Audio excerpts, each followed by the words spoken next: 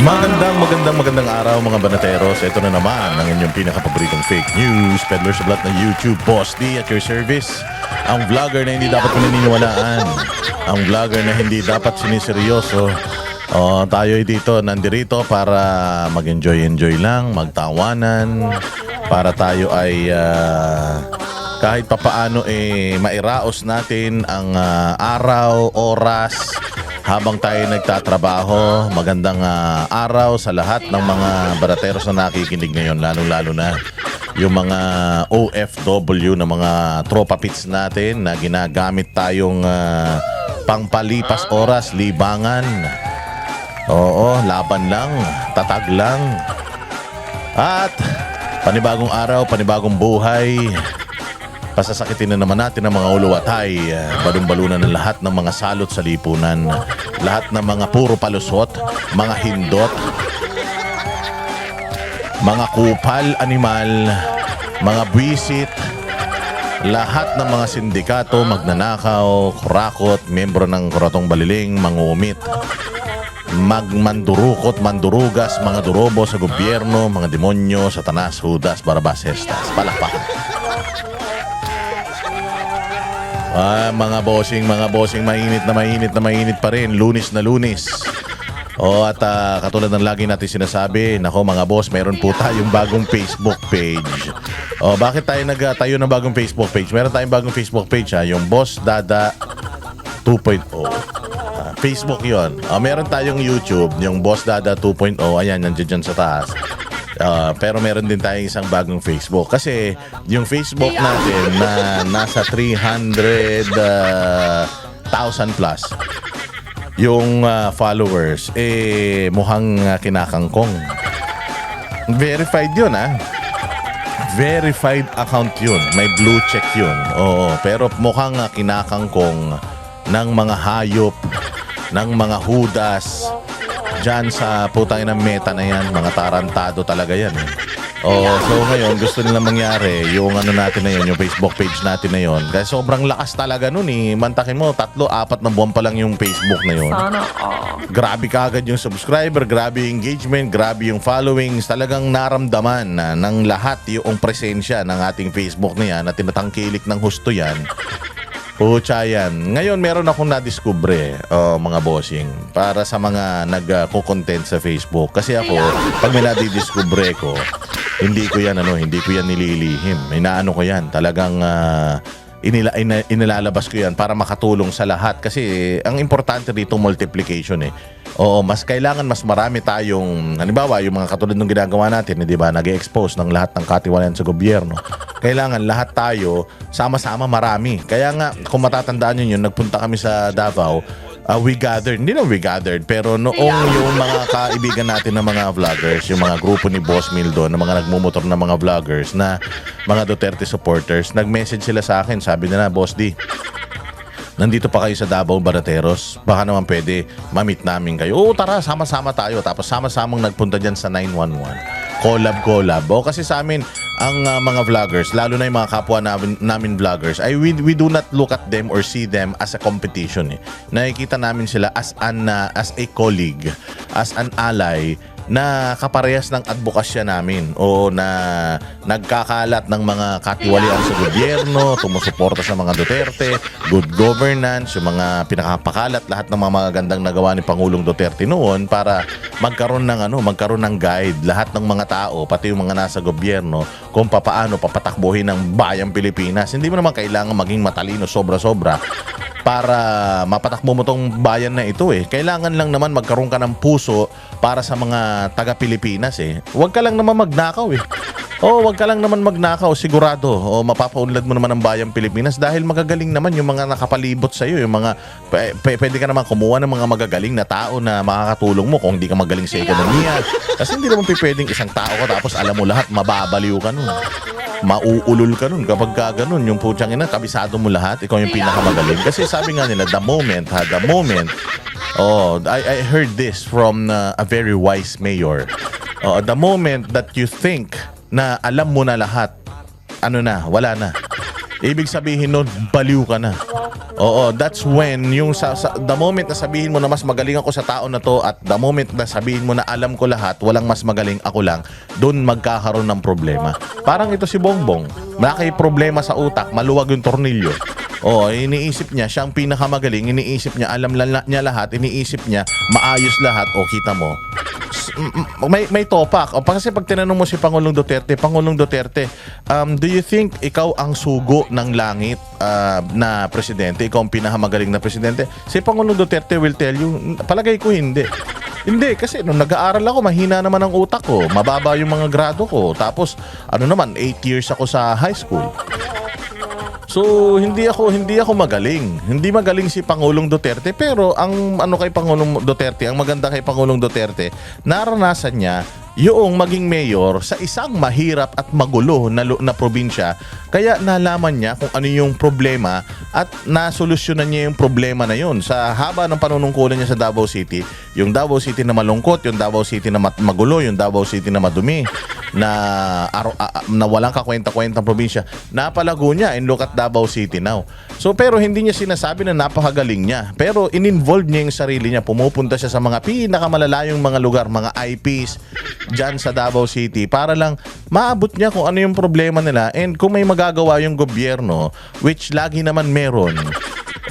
Lagi naman meron magagawa basta genuine lang yung kanilang pagtulong. I'm pretty sure na masusolusyon. So nasolusyonan niya yung problema ng Davao. Kaya nga sabi nung nakausap ko diyan sa Davao, sabi niya, the moment na you think highly of yourself, and the moment na sinabi mo sa sarili mo na tapos na lahat ng kaalaman nasa iyo na, wala na, putang ina, sigurado may hablig ka na, baliw ka na. Kasi kailangan ikaw bilang isang tao, kahit gaano kang galing, tatanggapin mo ng sarili mo na may kulang pa. Bakit? Kasi meron ka pang room para mag-improve.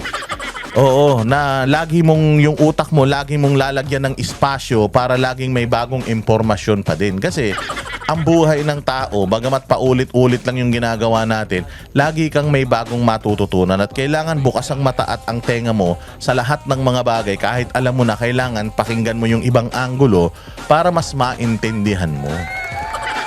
Si Pangulong Duterte, never niyang sinabi na magaling siya. Never niyang sinabi na siyang pinakamagaling na presidente. When you ask him, maganda ba yung pamumuno mo? Masaya ka ba? Sasabihin niya, hindi ako masaya sa pamumuno ko. Sa totoo lang. Pero ang tatanungin ko, ikaw. Kasi self-serving naman. Kung sasabihin ko na maganda ginagawa ko, maganda nagawa ko, self-serving man yan. So anong gagawin natin? Ikaw ang tatanungin ko. Sa tingin mo ba, maganda ba ang buhay mo ngayon nung ako presidente? Kung hindi maganda para sa'yo, sorry, hindi ko nagawa yung trabaho ko. Pero kung sa kanya maganda, di maraming salamat, lumabas ka. Sabi nga niya before siyang umalis ng presidente, tinanong siya, Sir, do you think you've made a difference? Sabi niya, I want to go out as a president who tried his best to change this country and to make this country work. Gusto kong makilala ako bilang na presidente na ginawa ang lahat. Hindi ako yung nakilalang presidente na magaling, matalino, ganito, ganyan. Gusto ko, ang legacy na iiwan ko is hindi bilang isang pinakamagaling na presidente, pinakamatapang na presidente, ganito, ganyan. Hindi. Gusto ko na makilala ako bilang isang presidente na ginawa ang lahat ng kanyang makakaya. Isinakripisyo ang buhay niya para sa bayang Pilipinas. Bayani. Si Bongbong, pag tinanong mo, di ba tinanong mo si Claire Castro kung paano niya i-position si Bongbong sa tao? Siya ang pinakamagaling, siya ang pinakamabait, na palago niya yung ekonomiya, na ubos niya yung droga, na niya yung ganito, yung ganyan, siya yung ganito, yung ganyan, hindi magnanakaw, hindi ganito, lahat puros magaganda. Alam mo yung mga tao na ganyan?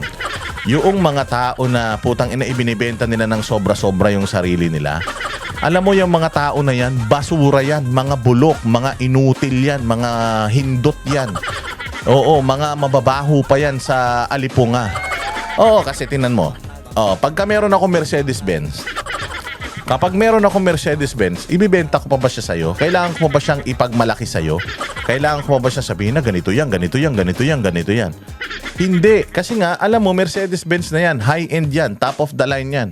Yun lang sasabihin ko sa'yo, ito Mercedes-Benz na to, top of the line to, BMW, top of the line to, Lamborghini to, performance to, ito Lexus, ito ganyan. Kapag ka meron ka ng brand, hindi ka na kailangan pang ibenta. Pero makikita mo si Bongbong Marcos, di ba? Alam mo kung ano si Bongbong Marcos? Oh, sorry ha, doon sa may mga China na na sasakyan ha, pero kasi hindi pa naman pulido yung gawa ng mga China na mga sasakyan, mga madali pa talagang masira. So para siyang isang China na sasakyan na sirain na hindi mo kayang i-compare sa mga European na mga sasakyan sa ngayon. O kasi ang Chinese ang Chinese brand palakas na ng palakas, pagaling na ng pagaling, nagko-compete na sila internationally sa mga brands na matatagal na, lalong-lalo na yung mga European brand. Oo, talagang umaano na sila, umuusbong na sila. So, let's just have a comparison. O, kasi kapag ka ang mo, China, 'di ba? Alam ng tao gawan China eh. Oh, gawan China 'to. 'Di ba? Syempre pag gawan China, wait, gawan China 'yan, pero meron 'yan ganito. Putsang ina, may sarili siyang buwan at araw. Oo, tapos yung speedometer niya, putsang inang 'yan, umiikot 5 ulit. Hindi mo yung mga ganon, yung gulong niyan hindi napaplatan kahit pasabugan mo ng nuclear missile. Oo, kahit yung ilalim niya hindi binabahayan kahit ilagay mo yan, pwede kang mag-drive papunta doon sa barko ng Titanic. Oo, para lang, alam mo yun, yung i-oversell mo siya para bilhin siya. Samantalang pagka BMW, pumunta ka ng mga BMW, walang salesperson na sasalubong sa'yo. Pumunta ka dyan sa may RSA, dyan sa may Libis, yung bentahan ng mga sports car ng BMW. Pumunta ka doon, walang sasalubong sa'yo. Ikaw nandoon yung mga sasakyan sa showroom. Tapos pupuntahan mo yung sasakyan, itsura pa lang, mamamangha ka na. Tapos meron siyang papel na ganun, nandoon yung features niya. Hindi yan i-explain sa'yo. Hindi yan i-explain sa'yo. Ikaw ang magpupunta ka ron, ay, ang galing pala nito. Tapos kapag binili mo siya, doon mo na ngayon malalaman kung ano yung nabili mo. Ganito pala siya kaganda. Pag nasakyan mo na siya, oh shit, ang ganda, ayoko nang bumaba rito. Gusto ko dito na ako matulog. Alam mo yung gano'n. Si Pangulong Duterte is like a European car na hindi mo na kailangang ibenta. Kasi pag sinakyan mo siya, pag pinaandar mo siya, malalaman mo kagad na napakaganda nung napakaganda nung engineering niya. Putang ina itong si Bongbong, na kailangan mo pang ibenta ipangalandakan sa tao na ganito. At the end of the day, anong nakuha mong sasakyan? Di ba? Naintindihan niyo yung analogy natin. Ano ang nakuha mong sasakyan dahil doon sa pagbibenta sa iyo ng napakagaling na sales? Ang isang bagay, hindi mo na kailangang ibenta kung kilalang kilala na siya. Pero ang isang bagay na basura, putang ina, kailangan mo ng napakagaling na sales agent para lang maibenta yung sasakyan na yan. At alam mo kung sino ang sales agent ni Bongbong? Oo, ng bulok na sasakyan ni Bongbong, si Claire Castro. Yan. Si Claire Castro ang bulok na ang taga pagpabango ng bulok. O sasabihin niya ganito, ganyan. Pero tingnan mo, ilang buwan lang sira na yan. O, di ba sasabihin nila 5 years, 10 years yung warranty niyan. Tapos pag magki-claim ka ng warranty, ang hirap. O, magaling lang mga yan. Parang kampanya lang yan eh. Magaling lang mangako, magaling. Pero pag nabili mo na yung binili mo na sila, dinrive mo na, putang ina, ba't may mali? Bakit patagilid andar nito? Ba't ganun? Putang ina, apak ako ng apak. Kailangan ko munang 6 na beses apakan yung preno bago huminto. Tapos pag ibabalik mo sa kanila, ang dami na nilang dahilan yan. Ay hindi, binili mo na yan eh. Oo, natin yan, pagawa natin, scan natin. Pag in-scan mo, putang ina, hindi, ganun talaga siya. Ganun talaga siya, hindi ba pinaliwanag sa'yo ng sales agent yan? Ganun ang liderato ni Bongbong Marcos. Kailangan mo ng Claire Castro na magsabi na ganito, ganyan.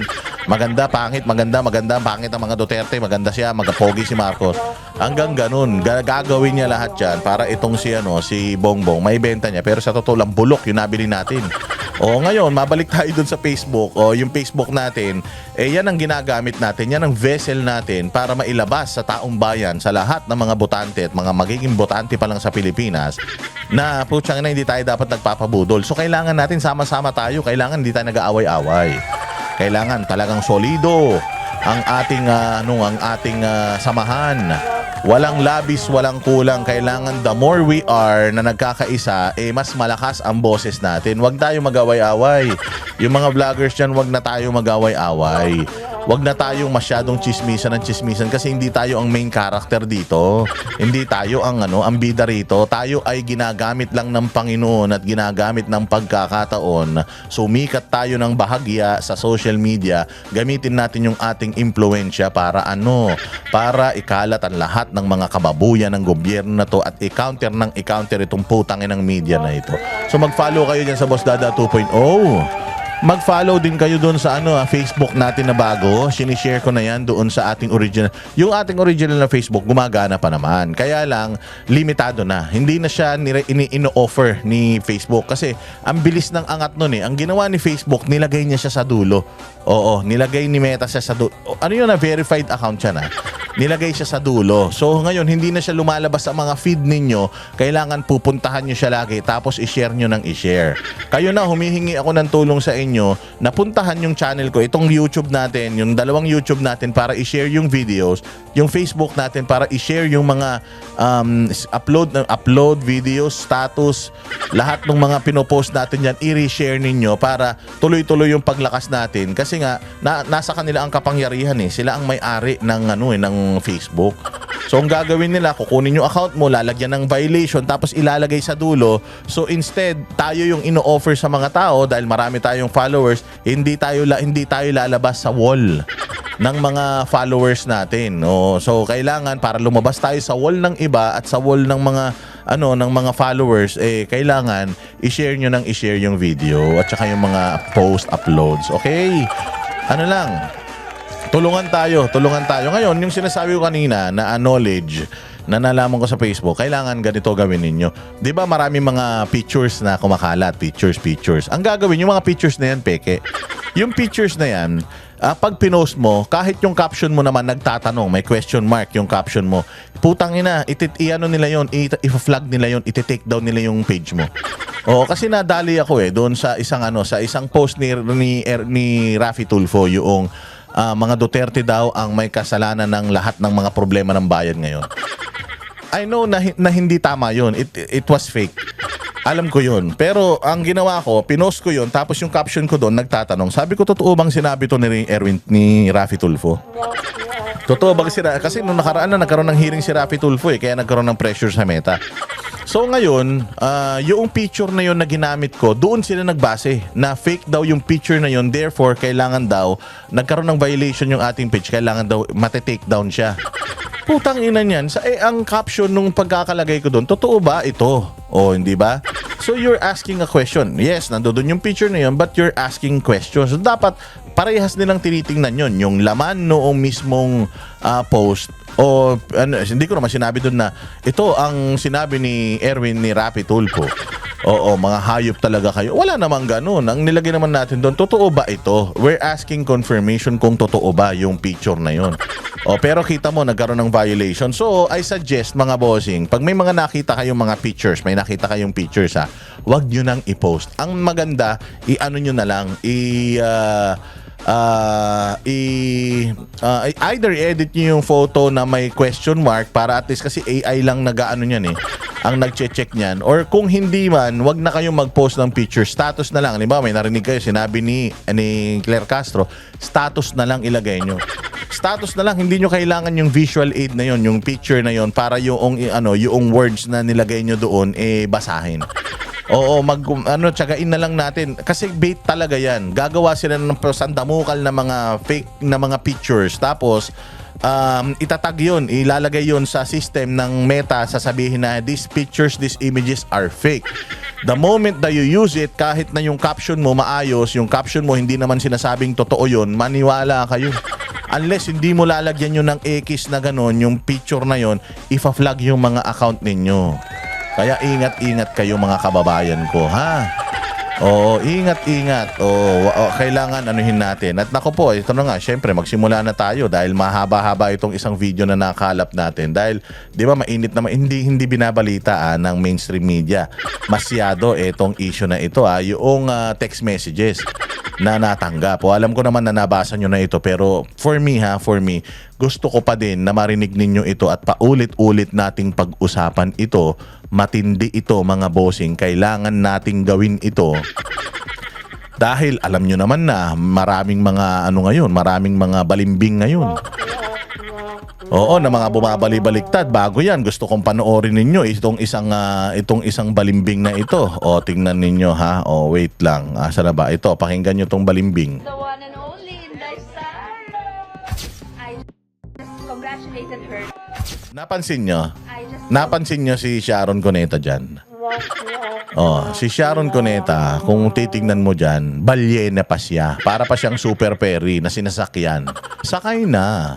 Oh, ayan, noong si Inday Sara, sobrang lakas pa nila. Nung si Pangulong Duterte, sobrang lakas pa nila. Sabi ko nga sa inyo, konektado to doon sa sinasabi ko kanina. Doon sa sinasabi ko kaninang dalawang sasakyan na ibinebenta, yung bulok na ibinebenta, na ang nag-aalok si Claire Castro versus yung isang sasakyan na premyado na hindi masyadong inaalok. Pero tingnan nyo, dahil nga siya yung premyado, siya yung gustong sakyan. Gusto siyang sakyan. Sumakay pa to. Nung sinakyan nga nito yung sasakyan ng mga Duterte na flat sa bigat niya eh. Oh, pero kita mo, pag nakita mo siya diyan, mukha pa siyang hugis bilog. Oh, parang pag dinrawing mo siya mabilis lang. Isang maliit na bilog, isang malaking bilog, lagyan mo ng mga kamay, paa, siya na yun. Nung malakas ang mga Duterte, nung bago ang mga sasakyan ng mga Duterte, putang ina, sakay ng sakay yan. Epal ng epal yan. Laos na kasi yan eh. Oo, yan tao na yan, wala nang pelikula, wala nang mga concert, kumbaga. Ang pinagkakakitaan na lang nila siguro royalty at saka yung mga negosyo nila, pero itong mga to sa mga patay gutom sa sa limelight. O kaya nung malakas ang mga Duterte, sip-sip sa mga Duterte, tapos ngayon sasabihin niya kay Presidente Bongbong Marcos na you've made the wrong decision. Oo, ang tamang desisyon sana si Kiko ang ginawa mong Vice President. Alam mo, sa totoo lang, mali talaga eh. Oo, alam mo, Sharon Cuneta, kung noon nakausap mo si Bongbong Marcos na kinuha niya si Kiko Pangilinan na gawing Vice President, siguro Sharon, may nagawa kang mabuti sa bayan. Bakit hindi sana nanalo si Bongbong? Hindi mananalo talaga si Bongbong eh. Kasi sabi ko nga sa inyo, tinalo nga ni Leni Robredo yan. Tanga-tanga yan. Si Leni Robredo, hindi nga kilala eh. Putsang ina, buong buhay niya, hindi nga siya lumabas sa buong buhay niya bago siya naging asawa ni sino ba yun? Yung Jessie Robredo, hindi nga kilala yung babae na yan eh. Hindi nga rin daw kilala yan na litigator eh. Tapos balita ko, ilang beses daw bumagsak sa bar exams yan eh. So, mantakin mo, isang tao na mahina ang nilalang, tinalo pa si Bongbong. Alam mo kung bakit? Kasi basang-basa na eh. Basura yung mga Marcos na yan eh. Until binudol nila si Inday Sara, and the reason they win because of Inday Sara. And yan din yung sinasabi mo nun. Nung ikaw ay sumisip-sip sa mga Duterte, yan din ang sinasabi mo. Tapos ngayon biglang nagbago na. Sabi ko nga sa inyo, ang taba ni Sharon dito, mahal niya pa yung mga Duterte. Nagpapayat siya. Pucha, pati yung prinsipyo niya pumayat, pati yung konsensya niya nawala. Nasunog, pati yung utak niya naging tanga na siya. Sabi nga nila masyado mong sinasabi or nagiging advocate ka ng right choice. Gago ka ba? Ang popogi na ng mga jowa mo no, Richard Gomez, Robin Padilla at saka sino pa ba isa? Richard Gomez, Robin Padilla, si Gabby Concepcion. Ang popogi na nun, tas nauwi ka sa unggoy. Nauwi ka sa aso, mukhang aso. Putang inang yan. Walang hiya. So doon, ibig sabihin nun, Sharon, mahina ka pagdating sa choices in life.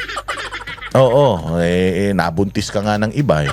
Tapos, nagkaroon ka ng asawa, tinan mo yung mga anak mong gulo-gulo ngayon.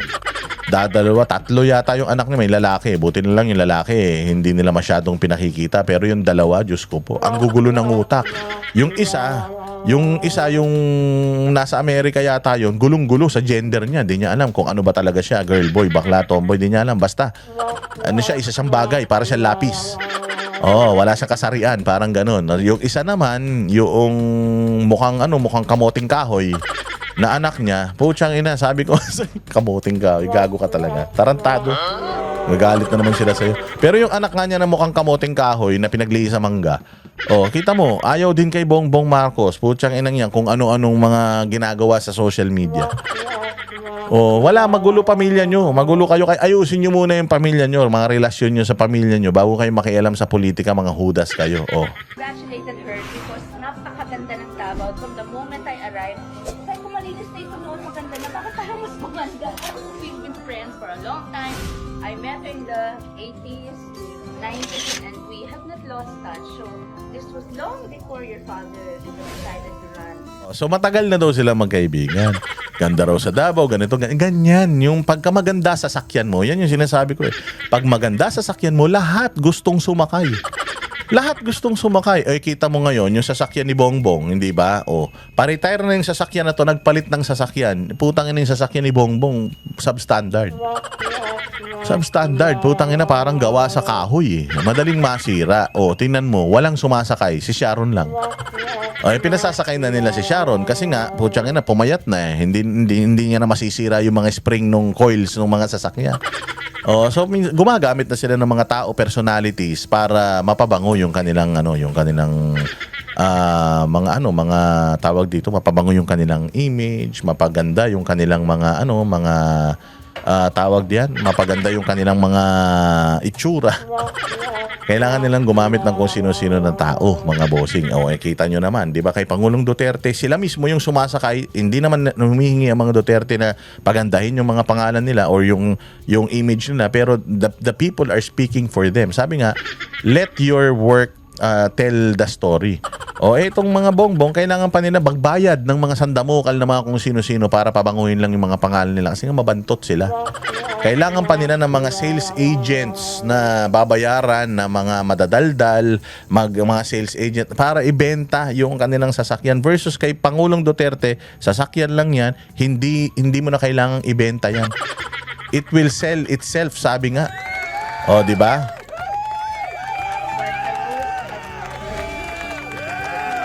I call her in the mayor and she calls me. It's so cute, so sweet. Ate siya. Thank you very much. Tayo na nakakadiri, no? Nakita mo yung ano niya doon? It's so cute, so sweet. Kinikilig-kilig pa, oh. Alam mo kung ba't daw siya nagalit sa mga Duterte? Kasi tanong mo, bakit siya nagalit sa mga Duterte? Kasi daw, yung kapatid niya, tumakbo na mayor diyan sa Pasay. Inendorso daw nila. Tapos, yung kalaban, inendorso din daw nila. So, dahil daw doon, galit na galit siya. Utang ina mo, politika lang pala. Ikaw na nagsabi, nakilala mo yung mga Duterte since the 80s hanggang ngayon. Tapos, dahil lang hindi ka napagbigyan, nagalit ka na. Putang ina, anong klaseng tao ka? Tarantadong tao ka, gagong tao ka. Na para sa pansarili nyong kapakanan, putang ina, tatablahin nyo yung mga kaibigan nyo. Paano kung kaibigan din nila yung isa? Hindi ba natatandaan ninyo nung 2016? Nung 2016, tingnan mo, sino ang running mate ni Pangulong Duterte? Ang running mate niya, si Cayetano. Pero ang sabi niya, I will endorse 2 vice presidents. I will endorse 2 vice president. I will endorse Cayetano and I will also endorse Bongbong Marcos. I will also endorse Bongbong Marcos. So, dalawa rin yung inendorso niya nun. Nagalit si Cayetano? Nakita mo ba nag-iinarte si Cayetano na ganyan? Kumampi siya kay Bongbong ngayon? Di ba hindi? Nagalit ba si Bongbong Marcos nung inendorso silang dalawa? Hindi. Bakit? Kasi sikat na sikat si Pangulong Duterte noon at malaking tulong para sa kanya na inendorso siya ni Pangulong Marcos. Kaya nga siya nag-number 2 sa vice presidency. Hindi nga lang niya talaga tinalo si Lenny. Kasi talagang alam naman ng tao na magnanakaw yan si Bongbong. Nakumbinsi lang naman yung tao na bigyan ng pagkakataon nitong si Bongbong, baka sakaling natuto na siya sa aral ng kasaysayan, ayaw niya mangyari sa kanya yung nangyari sa tatay niya, kaya tinulungan ulit siya ng mga Duterte para manalo ngayon. Pero sasabihin na naman nila, kita nyo, inendorso pala siya ni Duterte noon, ba't hindi siya nanalo? So ibig sabihin, walang DDS, mga gago. Nung inendorso siya ni Pangulong Duterte noon, pang number 4 si Pangulong Duterte bilang presidente. Noong 2016 yun, tumatakbo si Pangulong Duterte na presidente. Ang pinakasikat noon, si Mar Rojas at saka si Mar Rojas, si Binay at saka yan si Grace po. Pang-apat si Pangulong Duterte noon, pang-5 si Miriam Defensor Santiago. Yun yung ranking noon, nasa dulo si Pangulong Duterte nung ini-endorso niya yan, hindi pa siya kilala ng tao. Pero nung naging presidente si Pangulong Duterte, doon na siya lalong nakilala ng tao at ang saya-saya ng tao. Kaya nung inendorso ni Inday, si Bongbong, putang ina, buong tiwala ang tao na magtatrabaho ng matinuyang ulol na yan. Apparently, hindi nangyari yun. Oo, so sabihin nyo, tinan nyo, wala naman talagang DDS. Wala pang DDS, gago, noong 2016. Nagkaroon na lang ng DDS noong presidente na si Pangulong Duterte. May mga supporter na si Mayor Duterte noon. Pero hindi pa ganun kalakas. Noong naging presidente siya at head-on, kinalaban niya lahat ng mga sindikato sa Pilipinas, mas lumakas yung Duterte diehard supporter. Tangina nyo mga tanga kayo, baka mamaya kunin nyo na naman itong video na to tapos i-misquote nyo na naman. O kaya nga dahil sa magandang ginawa, tinan ninyo kung gaano kagaling ang mga Duterte. Sa magandang ginawa ni Pangulong Duterte ng 6 na taon, hindi na sila nahirapan ibenta si Bongbong. Bakit? Kailangan na lang ni Bongbong si Inday para manalo. Tama? Tama, hindi ganun 'yun. Sumakay na lang si Bongbong sa mga Duterte diehard supporter. Putsangin niyan, biglang nung nanalo, nagsatanas. Naging demonyo. Ayun ang problema natin, mga bossing. So kita nyo, ganito si Sharon Cuneta. Dahil lang yung kapatid niya hindi na inendorso, tas inendorso din yung kalaban, tas natalo yung kapatid niya. Ang sama na ng loob niya. So ganitong klase ng pagkatao nitong mga hayop na ito. Itong mga walang kwentang to, ganyan ang mga pagkatao niyan. Madali yan silang magbago, mga balimbing yan. Diyan, sa bagay, sa politika kasi, wala kang permanenteng kaibigan at wala ka rin permanenteng kaaway. Yung kaibigan mo ngayon, kaaway mo na. Bukas, pag wala ka sa kapangyarihan, pero yung kaaway mo kahapon, maaring maging kaibigan mo na. Ganon mga bossing sa politika. Ate siya. Ate talaga. Thank you very much for supporting the Boss Game. Thank you for making everybody happy. Nang gumaganyan-ganyan pa siya, tinan mo. 'Di ba? Gumaganyan-ganyan pa si Kumag. Utangin nang yan, tapos ngayon biglang naging Marcos loyalist na ang ulol. Anyways, balikan natin 'to. Balikan natin 'tong isang istorya na ito.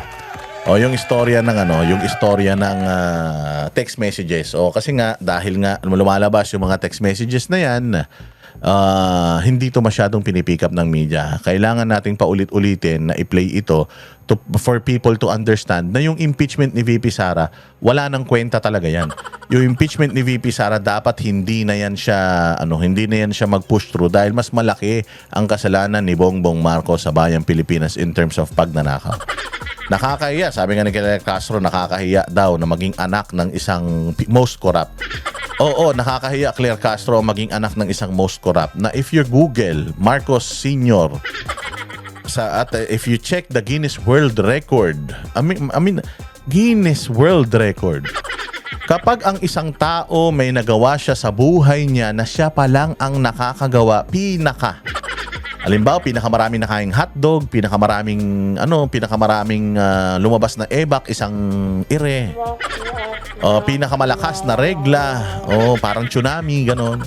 Kaya pinakamalinaw na mata na kahit nakadamit ka, nakikita niya yung loob, mga ganon. Yung mga extraordinary na nagagawa ng isang tao na hindi extraordinary, so hindi normal. Yung mga hindi normal na nagagawa ng isang tao na siya lang ang nakagawa, nandoon si Marcos Sr., yung tatay niya. Yung tatay niya ang pinakamaraming ninakaw na pera ng taong bayan sa history ng politika sa buong mundo. Putang ina, sa buong Guinness World Record, buong mundo. Nakilala ang Pilipinas dahil sa kademonyoan ng tatay niya. Tapos yung nanay, pinakamaraming sapatos, nasa world record din yan. Pinakamaraming sapatos na nilalang sa buong mundo. Kurakot din na issuehan din ng plunder din yan. Hindi nga lang nakulong kasi naawa si Pangulong Duterte nung panahon ni Pangulong Duterte nung nasintensyahan yan. Sabi nga na lang nila 80 anyos na, pabayaan nyo na. Pero tingnan niyo si Pangulong Duterte pinadala sa ibang bansa nitong hayop na Bongbong na to, di ba? So ngayon, para maging anak ka niya, nakakadiri at nakakahiya talaga yan. Ang problema, putsang ina, mas malala pala siya, mas malala pala si BBM. Mas walang konsensya, walang utang na loob, lahat wala.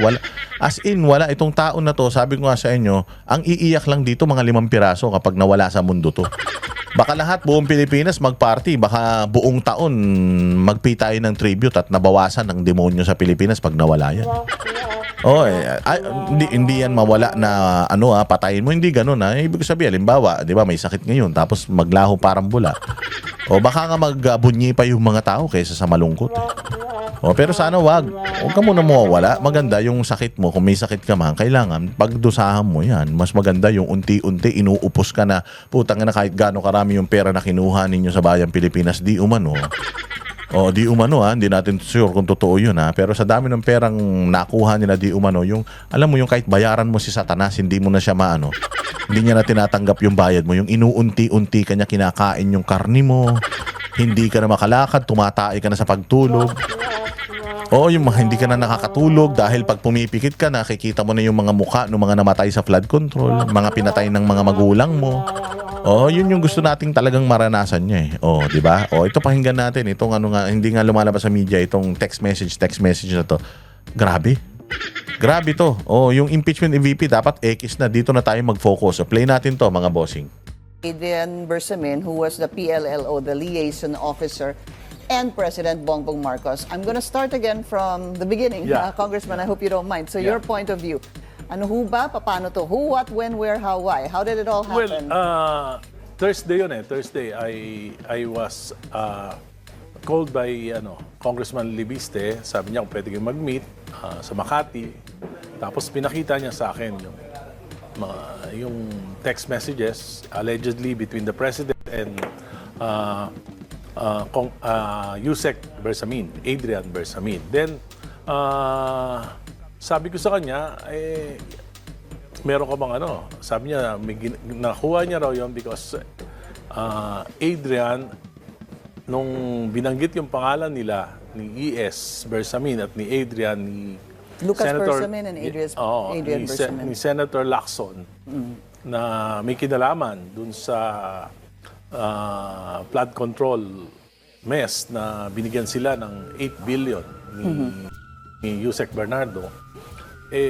Tapos tinanggal nga si E.S. Bersamin sa kanyang pwesto. Nag-alala sila na magiging Paul Guy sila. Sila meaning the ES and Undersecretary Adrian? Sabi ni, yun ang sabi niya, magiging Paul Guy sila. Pero particularly, si Adrian ay nagpunta sa bahay ni Congressman Libiste sa Taal together with some lawyers. No, sorry, sir. So, he showed you the video of the... Ayun na, nako. So apparently, itong Bersamin, itong mga ini-involve dito sa kaso na to, turned out, kinabahan na sila kasi shit, mukhang let's say for example, bagman ito ni Bongbong Marcos. Tangina ako ilalaglag, taga-kolekta lang ako. Kasi it's sobrang imposible, mga bossing, na ang isang bagman ay magbibigay ng desisyon. Never nang isang bagman magbibigay ng desisyon. Maybe yung bagman, meron siyang message from yung the most guilty dito sa party na ito. Pero hindi siya magbibigay ng desisyon. Kasi imposible na Yusek ka lang tapos magbibigay ka ng instruction sa isang secretary. Malabo yun. Kahit konektado ka pa sa presidente, magbibigay ka lang ng order. Pero yung order na yun, definitely manggagaling sa presidente. Kita nyo gaano pa kabata tong Adrian Bersamin. Do you think gagawa ng ganitong klaseng krimen ito na i-involve niya yung presidente to get money? Imagine mo. Buti sana, kung katulad ka rin sa Aldico, nakukuha ka ng sandamukal na sandamakmak na mga pera, tapos itatakas mo, itatakbo mo sa ibang bansa. Hindi, dito ka titira. Dito ka titira sa Pilipinas, kukuha ka ng ganyang karaming pera sa kaban ng bayan, tapos dito ka titira sa Pilipinas, ginawa mo impyerno buhay mo. Itong mga to, tingnan mo, maaring sila yung bagman, binigay nila kay Pangulo, analysis lang to, hindi to totoo. Pera sila, kumuha ng pera, ibinigay nila sa Pangulo kasi nga, plausible deniability. Bakit ako makikipag-transact ng ako? Di mahihirapan ako mag-deny. So I will use someone Yan nga, mga bagman, I will use yung bagman ko para kumolekta sa akin para pagdating ng kagipitan, wala ako dyan. Kayo ang nag-uusap, hindi ako. Di ba? Madali niyang i-deny. Di ba? Deniability. So ngayon, maniniwala ka na itong Bersamin na to, malaki ang kinita. Maaring pumorsyento siya. Pero kapurit lang yung kinita niya versus doon sa ibinigay niya sa amo niya, which is si Bongbong. Let's assume na ganun yung sitwasyon. Kasi sobrang hirap paniwalaan ng isang tao, Adrian Bersamin, na hindi kilala. Na magpapanggap na tao siya ng presidente at siya ang bubudulin niya ang Department of Social Works and Highways, DPWH, para kumuha ng mga komisyon. Putang ina niya. Sobrang imposible nun. O lolokohin nyo ang lelang nyo or mga sarili nyo kapag naniwala kayo na ang leader ng sindikato isang Bersamin lang. And besides, itong ang Bersamin na to, sabi ko sa inyo, hindi pa to nakukulong eh. Kasi nga, pag ipinakulong nila itong Bersamin na ito, lalo silang mapapasama eh. Kasi tao nila yan eh. So, we'd rather i-ready lang natin sila dyan na sila yung mga sisihin natin dito. Pero hindi talaga sila ang kumbaga para makaiwas tayo, pero hindi natin sila ididiin. Ipakukulong na agad ngayon. Pakulong natin si Revilla, si Chis Escudero, ikulong natin yung mga kalaban natin sa Senado para maubos yung minority. Tapos itong mga ito, wag, kasi pag ito ang kinulong mo, puta, magsasalita ito, maraming alam to eh.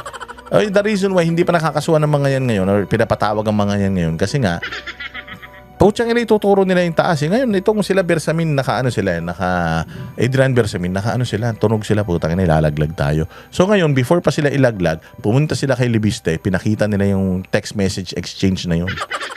Text messages, pinakita nila. And kinonfirm yan ni Toby Chanko. Yung mga laman ng text messages na yan, kinonfirm yan ni Toby Chanko na tao ni Bongbong. Yan ngayon yung reason. Ngayon, nung kay Liviste na yan, pumunta si Liviste sa isang malaking tao at sinabi nung malaking tao na to, shit, malupit ito. Pag ito inilabas mo, sigurado ko matataranta sila dito. Ito na yun, yung text message na to. Kaya siya in-advise na pumunta sa ibang bansa. Pumunta ka sa ibang bansa. Siyempre, yung bata naman, kinabahan din, bata pa yun. Kita mo naman, nagsushoot ka ng basketball, hindi nga alam kung paano maglaro ng basketballan yan eh. Ngayon, ito si Liviste, nag-apply siya ngayon ng mga travel permit para magpunta sa ibang bansa. Puta, inilabas yun. So parang ginamit yun para sirain yung pagkatao ni Libiste na tatakbo siya sa ibang bansa. Pero ang utos talaga sa kanya, umalis ka, tapos pag nandun ka, dun mo na ilabas. Kaya nga ang haba nung kanyang bakasyon, parang lumalabas 6 na buwan yun. Kasi nga, dun niya sana ilalabas. Putang ina niyan, sinira nila. Sabi nila, sumunod na nga yung bata, aalis na yung bata dahil napipressure na din. Putya, tinarantado nila. Di lumabas ngayon itong mga text messages na yan. Yan yung istorya niyan. Pero okay, maniwala sa akin Okay, maniwala sa akin. Kasi sino ba naman ako? Pero ganun yung narinig kong istorya niyan. Kaya lumabas itong mga text messages na ito. Bago pa man ilaglag itong mga bagman nila, nagpasa na sila ng mga conversation na bahala na ang mainstream media, bahala na ang Congress, bahala na ang ombudsman, whether paniniwalaan nila yan or hindi. Posted text. Hindi pa. Sabi niyo po Thursday you met him. Yeah, yung video hindi pa pinakita noon. Ang sabi lang po niya sa inyo na may text exchange. Yes, Okay. tapos pinakita niya talaga. So he already showed you the text messages that Thursday. Okay. That Thursday. Sabi niya nga na naiwan sa kanya yung mga files na yon nung ginawa yung affidavit. Pero wala sa kanya yung affidavit. Yun ang sabi niya. So sabi ko, meron ka bang CCTV footages nung nangyari? Siyempre, yung bahay mo naman siguro may CCTV. Sabi niya, meron. Kayong dalawa lang po ito? Kami lang dalawa. Pagkatapos nung tinawagan uli ako, ni Tapusin po natin yung kwento. Sabi mo, meron ba kayong CCTV? Sabi niya, yes. Okay. Sabi positive. ko, kailangan ipakita mo sa akin yun. Okay. Sabi niya, okay, so kinabukasan ng umaga, involved na si Friday na to. Friday, Congressman Tinio, diyan naman sa Ortigas, nagkita kami, pinakita niya na yung CCTV, pinakita niya uli yung messages, in-explain niya yung mga nangyari. Pero 3 lang po kayo? Na kami noon, 4. Who's the other one? Ah, yung isa kasama ni Congressman Levis. Tino. Atinya, okay. So, Reneco. Oh, yes. Okay. At, So, it was you, Congressman Erice, Co, Tino, and Leviste. Yeah. Okay. Friday na po ito. Friday. Alright. Pagkatapos, di pinakita, sabi niya, gusto niya kaming tulungan para ika nga hindi ma-dismiss yung impeachment complaint. And this was, nasa na po kayo? Parating na po yung usapin sa substance, ho ba? Yeah, sa substance. Okay, so tapos na po yung inform, aprobado na. So, actually, tapos na sa substance. Kaya lang, meron pang may committee deliberation pa. May vote na yung initial vote ng tapos committee. Okay. magkakaroon pa ng plenary. Right. So, sabi namin, i-present namin niya kung gagawa ka ng affidavit. Sabi, affidavit. So, okay, gagawa daw siya ng affidavit. Congressman Leviste. So, nagkita uli kami. Sabi ko, I'll have to consult also my party mates. So, kinabukasan, marami na kami. ng mga congressman, marami na kami. So, pinakita niya uli. Tapos sabi niya, Sunday, Saan po yan? Yung marami na kayo? Muna Makati, Ortigas. Dito na sa Rockwell. Rockwell na. Medyo very Umiikot public namin na. Okay. Rockwell na. Pero may naman, enclosed naman yung lugar. So, sabi niya, gagawin niya na yung affidavit ng Sunday. So, sabi ko, mag-meet tayo ulit ng Sunday.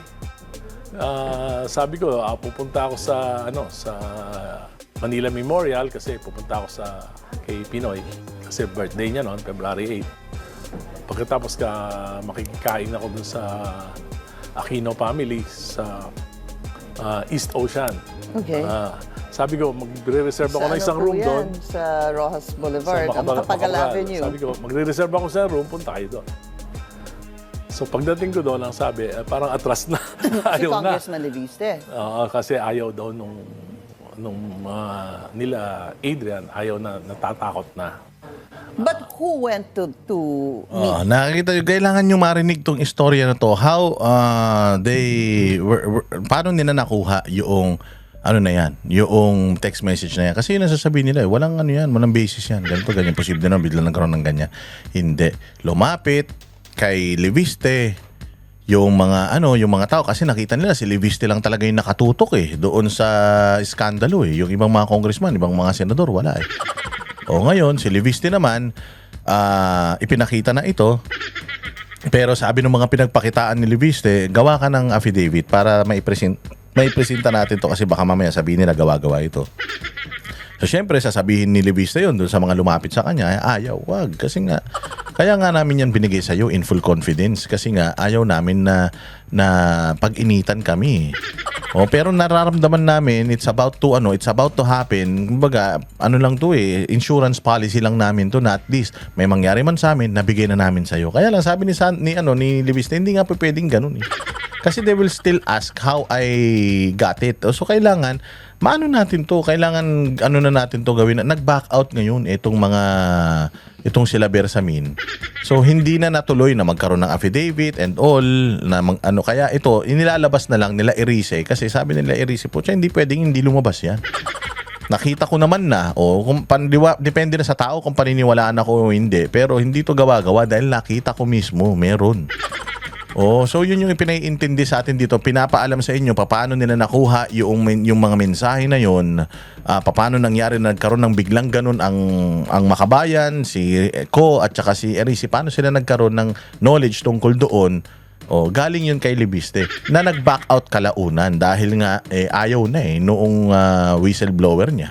You. That Sunday. Si Congressman Leviste. Only. Yes. And you were with? 4 na lang kaming congressman. Okay. And for you, at that point, importante na yun kasi hinihintay mo yung affidavit. Okay. So, hindi niya binigay. So,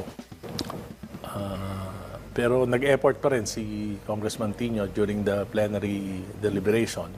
Sinabi niya, kinonfirm ko naman. But before we go to that, Congressman, ano ang inyong naging pakiramdam after all those meetings and then that Sunday Congressman Leviste said no more because supposed to be Adrian also said Tinanong no. ko siya, ano ba talaga motibo mo? Are you trying to leverage with the government? You're using us? Sabi ko sa kanya. Sabi niya, hindi. I'm just trying to protect the Versamines. Kasi baka kung ipilit ko na ayaw nila, hindi sila lumabas. Sabi nila, there must be a proper time na lalabas sila. Kasi at one time daw, nagpunta si Leon sa isang bishop, archbishop. Present niya ito, ang parang indifferent yung The Archbishop. archbishop. Really? So yun nangyari. Kaya Hindi Archbishop yun. Kilala ko kung sino. Hindi siya sa Archbishop lumapit. Lumapit siya sa isang malaking bilyonaryong dito sa Pilipinas na konektado rin dito sa mga nasa gobyerno. At sinabi niya nung nakita yan, oh shit, mabigat ito. And I'm sure they will tremble when they see this and something bad might happen to you. So I suggest you go abroad. If you think about it, if you still want to release it while you're abroad para hindi ka nila magalaw. Because if you're here, something's bad's gonna happen to you. So think about it. Mag-file ka umalis ka sa Pilipinas, pag-isipan mo, ilalabas mo ba o hindi. Pero maganda, kung ilalabas mo yan, dapat wala ka dito sa Pilipinas. Sobrang delikado niyan. So ginawa naman niya, kaya siya nag-file ng tawag dito ng flight o yung request sa Congress na aalis siya ng bayan for a long period of time. Inilabas ng mga tarantado dyan sa Congress. Yung application niya, di sabi, tinan mo, papasyal to, bla bla bla. Okay, sabi niya, ganun ba? Hindi na, putang ina, sige, laban-laban tayo. Ilabas ko ngayon. Yan na, inilabas niya na. Hindi ba, kailan lang yan? Birthday ni Pinoy, di ba? Kailan lang yun eh. So ibig sabihin, na-disappoint tong bata na to. Sumusunod naman sana siya, tsaka tinitingnan din niya, nga, delikado. Pero sige, ganun din naman.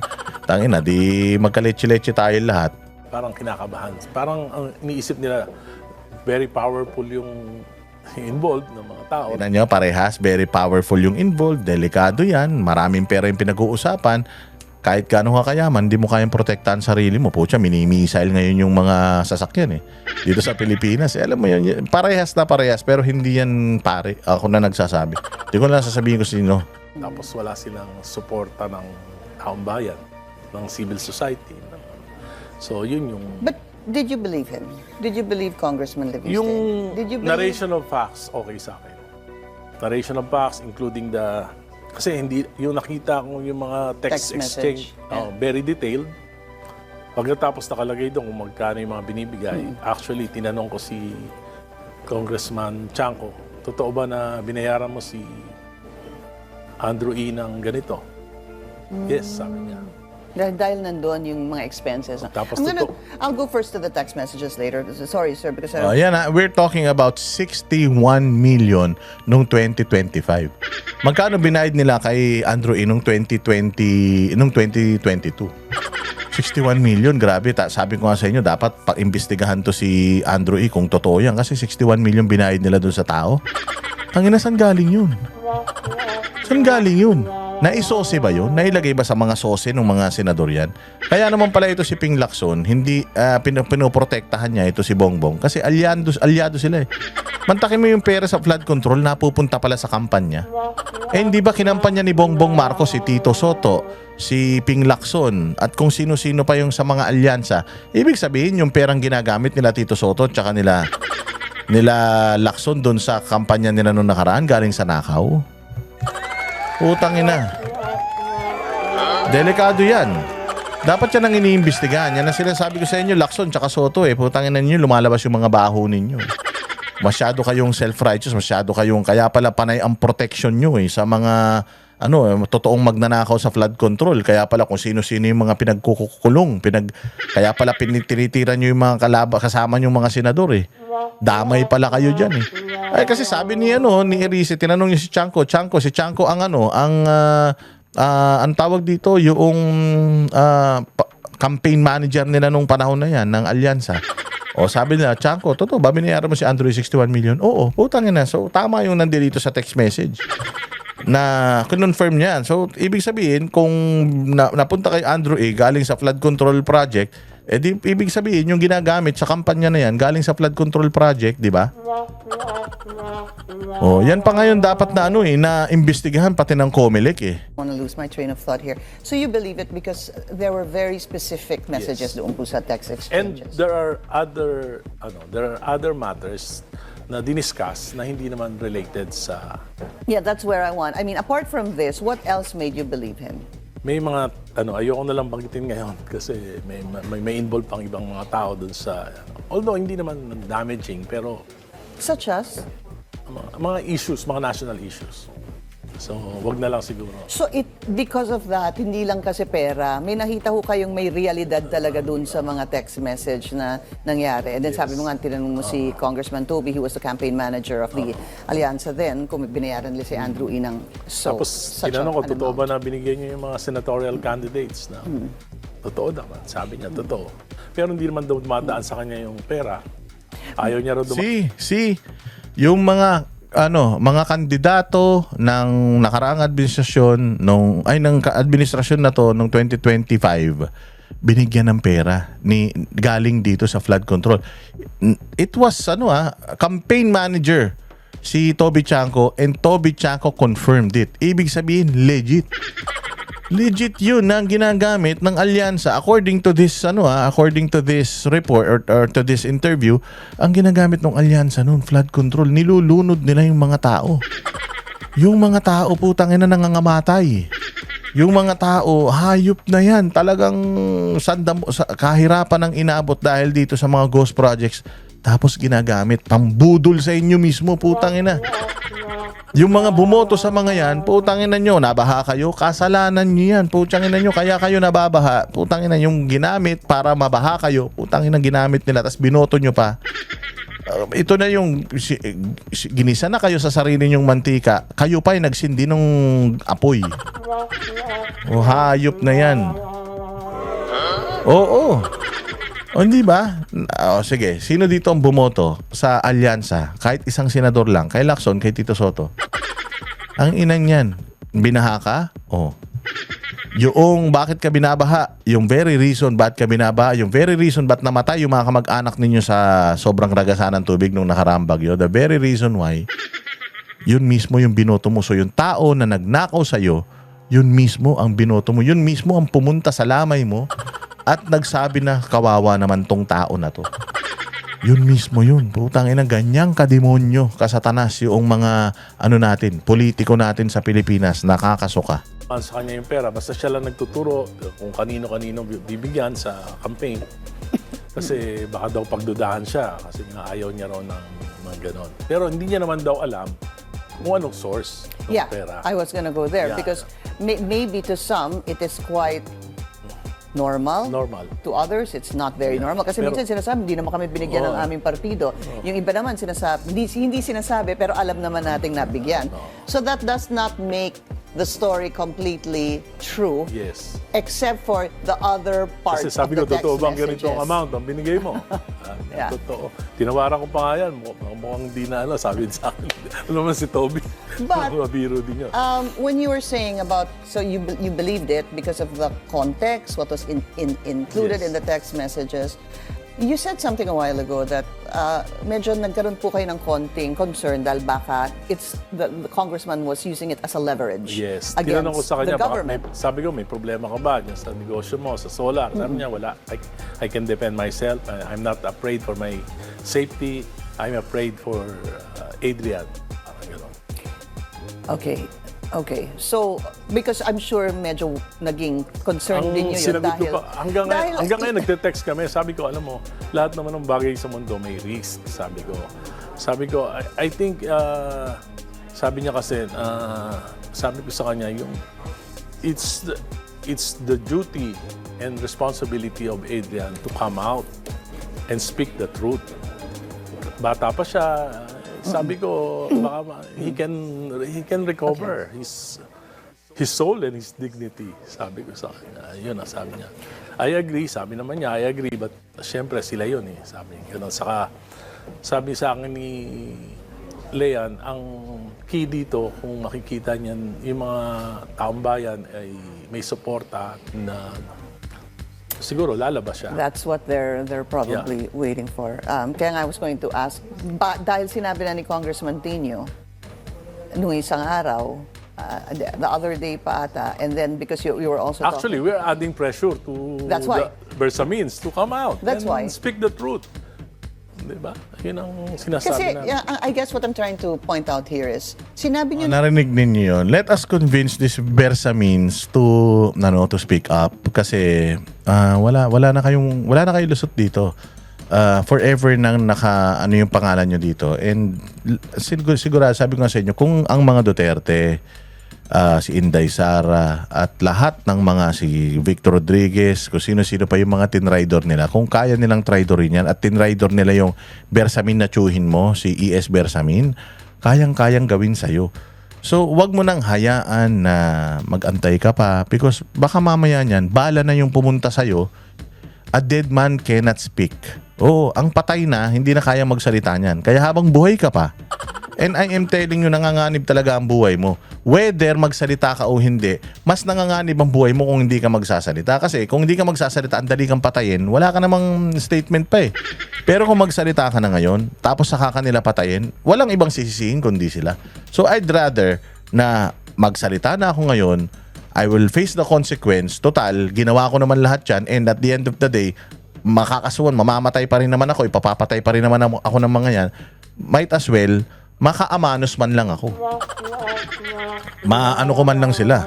Mailabas ko man lang yung mga baho nila. O, para dire-diretso natin, dire-diretso ang bakbakan natin. Kesa naman putangin na, sige, wag ka magsasalta, wag ka lalabas, hindi ka kakasuhan. Sige, ikaw naman.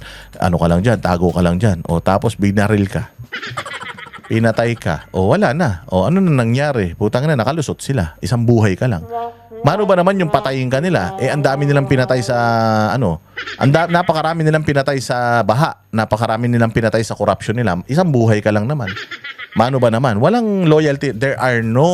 Sabi nga nila, there are no honor among thieves. Walang honor ang mga kawatan, magnanakaw at sindikato. Kahit sino. Walang kaibigan yan mga yan. Basta magnanakaw ka, sindikato ka, walang honor sa mga yan. So, halimbawa, ikaw, magkakasama kayo sa pagnanakaw, no? Tapos, putangin na, ninanakawan mo pa yung mga kasamahan mo sa pagnanakaw. Kaya ngayon yung masasabi na walang loyalty ang mga magnanakaw. And pagdating nung panahon na magkakagipitan, unang-una kang itutulak niyan. Dahil ikaw yung wala sa kapangyarihan. Kaya as early as now, hanggat may pagkakataon ka pa, lumabas ka na, magsalita ka na, dahil pagpatay ka na, kwento ka na lang. Kawawa ka. Tingnan mo nangyari kay yung tumalon na DPWH Yusek, yung babae. Kita mo, nakapagsalita pa siya? Wala na. Yung Cabral files niya, yung Cabral files na iniwan niya, tinatalakay ba? Hindi. Bakit? Kasi wala na siya para magpatunay na totoo yung mga yun. Ikaw, mayroon kang mga text messages na ipinakita. Anong patunay na totoo yan? Sino magpapatunay na totoo yan? Ikaw lang. Pag pinatay ka na, wala na. Wala na makakapagpatunay na totoo yan. Di ba? na po Pero sila na lang pong hindi lumalabas. Meron na po kayong video. I'm sure you also took a video of the video that Congressman Lian showed you guys. No. We did, kung sinabi hindi naman kami binibigyan ng kopya, we're not asking for copies. Gusto namin na voluntarily bigay sa amin. And nothing, you were not given any copies. Were not given. But they always... Pero they cannot deny that it did happen, pero ang dami namin. Yeah, yun na nga. Saka public places, may mga CCTV na nandun Makikita kami. na. So, sinadya nyo din po yun? Hindi naman sinadya, pero at least nasa isip ko na hindi pwedeng i-deny. Okay. We're At just... sinabi pa sa akin na there are more na hindi pinakita sa amin. We're gonna take a very short break. We'll continue our discussion with Caloocan City 2nd District Representative. Ayun, so napakatindi nun mga bossing. Napakatindi nun. Mga text messages. Hindi ba? Kaya nga sana, Bersamin, kung ako sa'yo, habang buhay ka pa, magano ka na, magsalita ka na. Because, nako po, kung hindi ka magsasalita, wala na. Deads ka na. Oh, impeachment ni VP Sara. Oh, pag-usapan ay ano lang natin to, pakinggan natin tong sasabihin ni isang political analyst. Hindi na daw ito tutuloy at mukhang hindi, kung ma-impeach man siya diyan sa Kongreso, mukhang hindi ito magtatagumpay diyan sa Senado. Pakinggan natin to. Magandang magandang point. Ilan mang impeachment complaints ang ihain laban kay VP Sara? Kumbinsido ang isang political analyst na maaabsuelto ang vice-presidente. Ang pagkilos daw kasi ng Senado sa survival nakadepende. Nagbabalik si Dexter Ganibe para sa detalye. Magdadalawang linggo na, buhat ng may maisampang impeachment complaint sa Kamara laban kay Vice President Sara Duterte.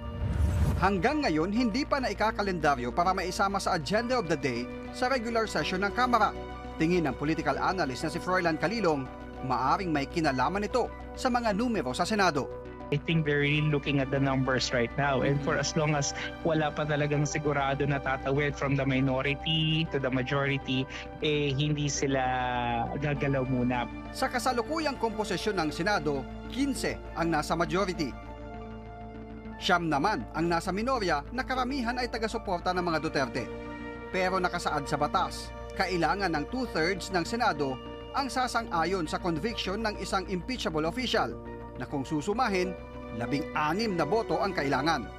Maaresto man ng ICC at makulong man anya sina Senators Bato de la Rosa at Bongo, isama na pati ang mga nasasangkot at iniimbestigahan kaugnay ng flood control scandal na sina Joel Villanueva at Jimboy Estrada, maari pa rin silang bumoto hanggat wala pang pinal na conviction ng korte sa kanila. Sa ilalim po kasi ng ating batas, Yan nga yung sinasabi nating fake news ni Yan yung sinasabi nating fake news ni tawag dito, fake news ni Ramon Tulfo. Yan yung fake news niya.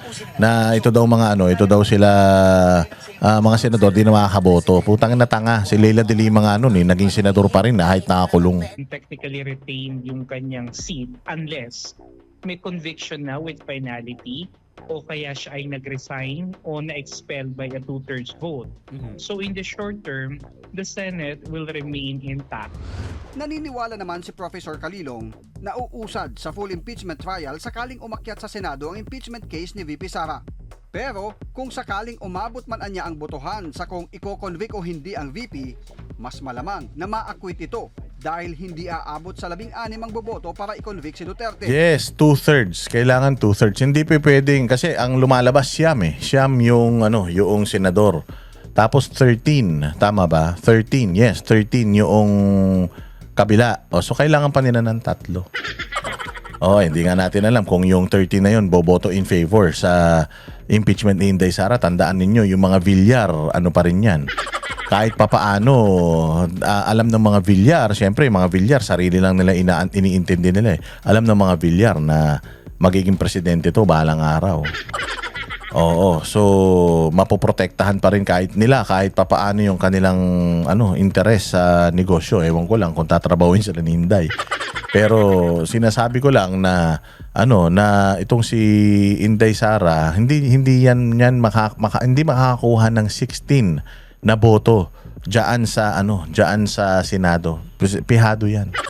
Ang boboto lang diyan sigurado Ontiveros, Kiko, Bam, tapos si Soto. Si Lacson, puta maniwala kayo, hindi yan boboto sa impeachment. Malabo yan. Oo, tingnan niyo, baka yan lang magiging boto ng pro-impeachment diyan. Lahat yan, pumoposisyon na yan lahat. National man yan. Mantakin mo. Kapag ikaw, kasi yung mga congressman, pag pumirma sila sa impeachment ni VP Sara, okay lang. Oo, okay lang. Bakit? Kasi hindi naman yung sa mga distrito naman sa buong Pilipinas, hindi naman yan ilan lang naman yung boto na kailangan nila ng mga congressman para manalo. So hindi apektado yung kanilang politika, yung kanilang pagkapanalo sa mga eleksyon, hindi. Pero dito sa national, sa mga senador, pag ikaw pumirma ka, re-electionist ka, pumirma ka sa impeachment ni VP Sara, yari ka. Visayas, Mindanao, sigurado laglag ka. Hindi ka mananalo bilang isang senador kung nakadepende ka lang sa Luzon. And baka nga kalahati pa ng Luzon hindi bumoto sa iyo kapag kapag binoto mong impeachment ni VP Sara. Yayariin ka talaga. Besides Mindanao, X ka na sa Luzon, 50% lang makukuha mo. na suporta, putangin lang yan, hindi mo hahayaan na mamatay yung ano mo, yung karera mo sa politika kasi baka mamaya mangyari sa'yo yung nangyari kay Bong Revilla na nung wala na sa posisyon, bigla nilang ginagamit bilang scapegoat, di ba? Fall guy. Oh. So, sabi ko nga ako, hindi talaga ako natatakot dito eh. Maaaring pwede yan ma-impeach si Inday sa Congress, pero pagdating sa Senate, wala yan.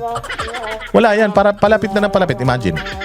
March na. 2 weeks na yung impeachment niya sa Congress di pa tinatalakay. Kasi nag-ano rin sila eh. Even the congressmen, kabado rin sila. Even yung mga congressman, kabado rin sila. Ang laki ng Visayas at Mindanao. Yung mga actually ang hirap dyan, yung mga congressman sa Visayas at Mindanao. Tinan mo, natalo na si Gwen Garcia sa Cebu, yung gobernador nila. Kasi nga, putang ina, tinabla niya si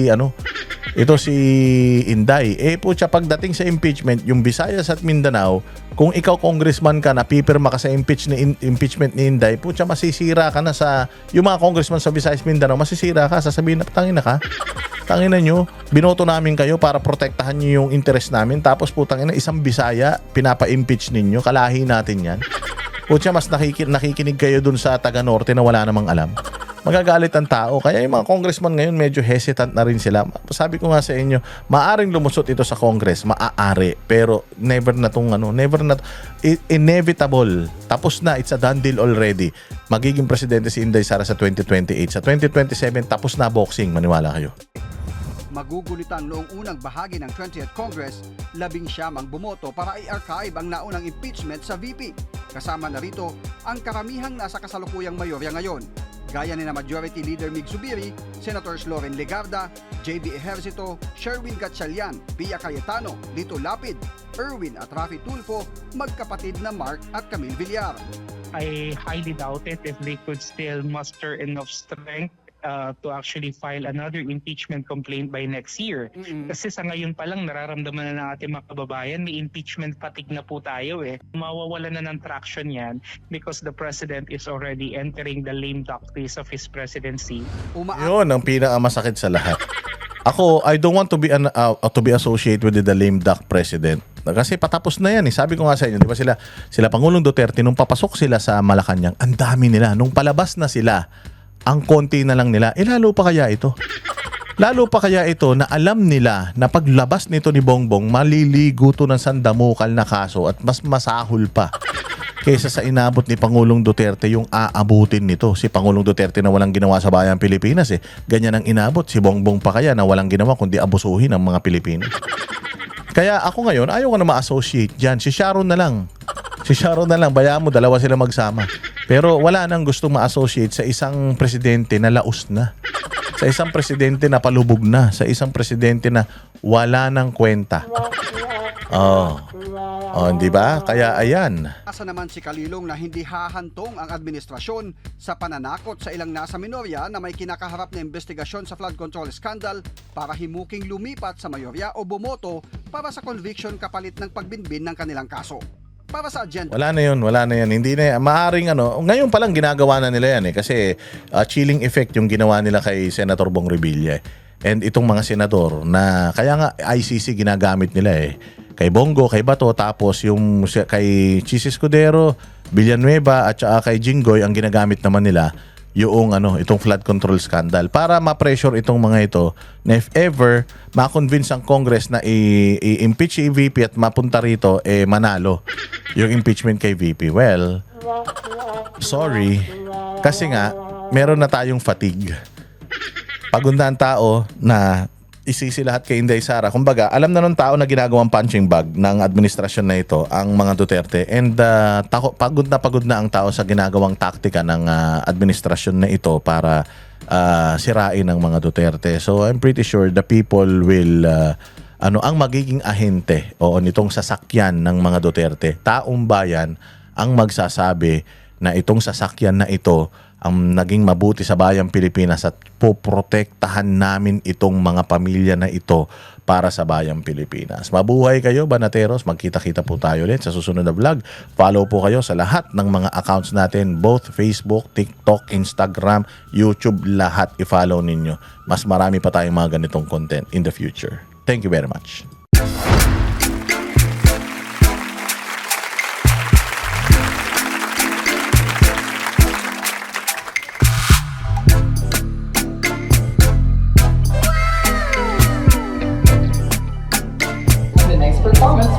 moment